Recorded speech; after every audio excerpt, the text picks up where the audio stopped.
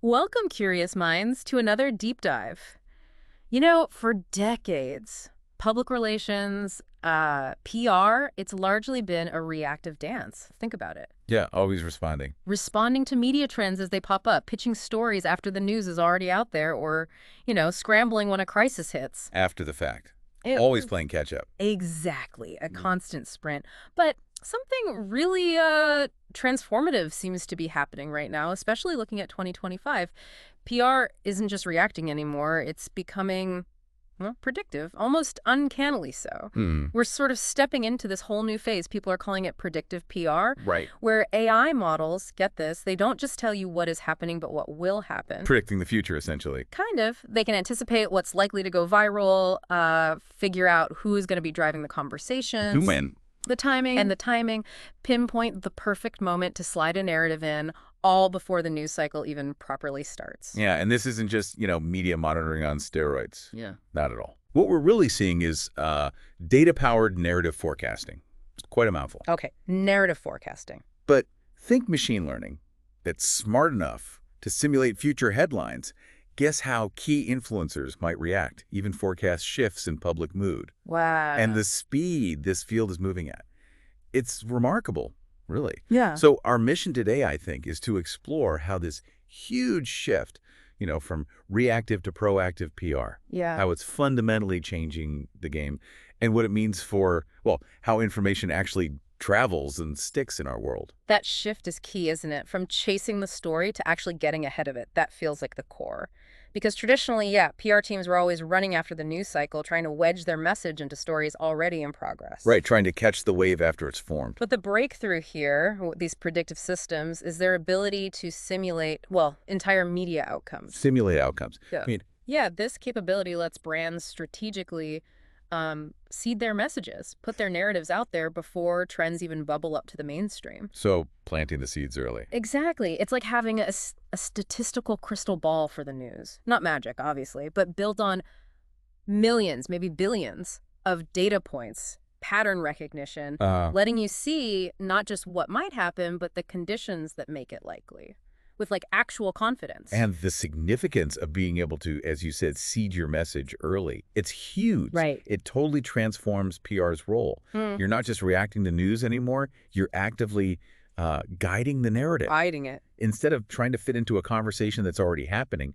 organizations can actually help shape it from the very beginning. So how does that change their strategy? What does that look like day to day? Well, it profoundly changes the strategic approach. Right. They can get ahead of the news cycle, sure, but it also refines the focus. Maybe it shifts from just shouting loud to precision targeting. That's spot on. Precision targeting, understanding the mechanics of attention, that becomes central. Yeah. And driving that guidance are these things called media trend simulation engines. Okay, the engine room. Yeah, this is where it gets really interesting. These aren't just dashboards showing data. They're the real, powerhouses of predictive PR. So what are they looking at? They're scanning billions, literally billions of data points. Billions. Yeah, everything.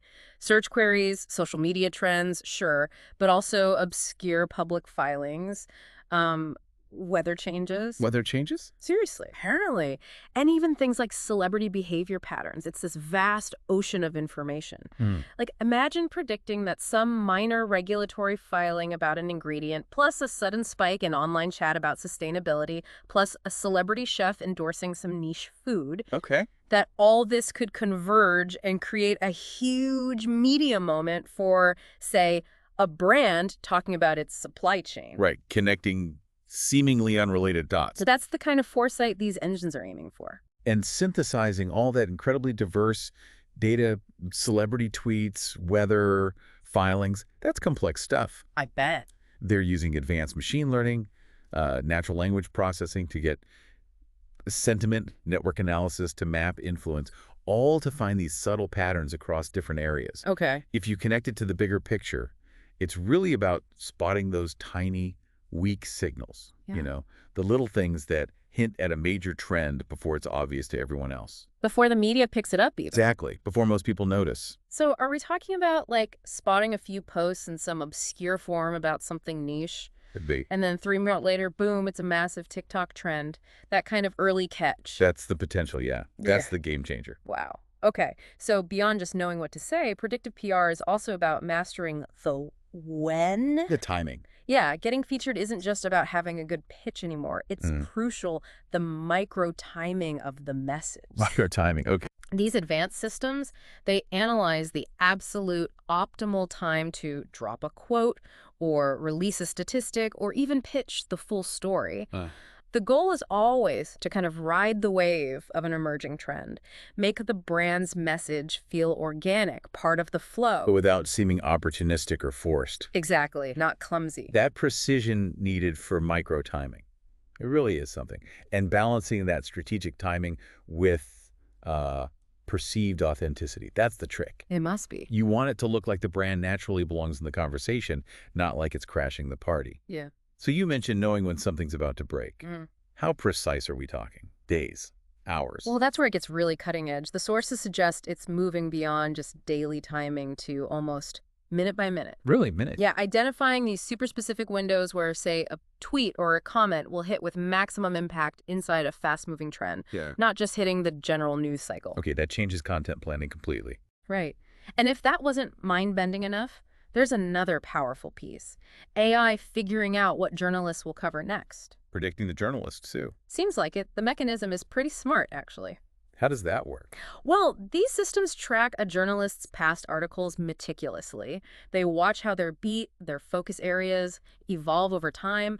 They analyze their online engagement, what they share, comment on. So their digital footprint.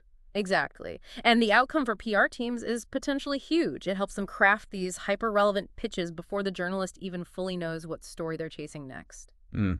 So what does that do to the whole PR media relationship? It's not just firing pitches into the dark anymore. No, it becomes highly informed outreach, this deep understanding of journalistic behavior. Yeah. It points to a new level of, well, personalization and efficiency. The efficiency, right. Connecting this to the bigger picture, it could seriously streamline how information flows into newsrooms. How so? Well, imagine journalists getting pitches that are so perfectly aligned with what they're already thinking about or working on. Mm-hmm. It saves them time, makes their job easier. And the PR teams get better results. Potentially, yeah. Yeah. Unprecedented success rates. It really could shift the dynamic from a bit of a guessing game to something more like a strategic partnership. Okay, so that deep understanding leads us to the next step, right? Because it's not just about spotting trends anymore. No, it's going further. Next-gen brands, the thinking goes, aren't just anticipating trends, they're actively trying to engineer them. Trend shaping. Trend shaping, yeah. Predictive PR helps them do this by strategically seeding conversations early on. Seeding them where? Not mass media, initially. It's about targeting really niche influencers, specialized online forums, places where new ideas often start quietly. The incubator. Exactly.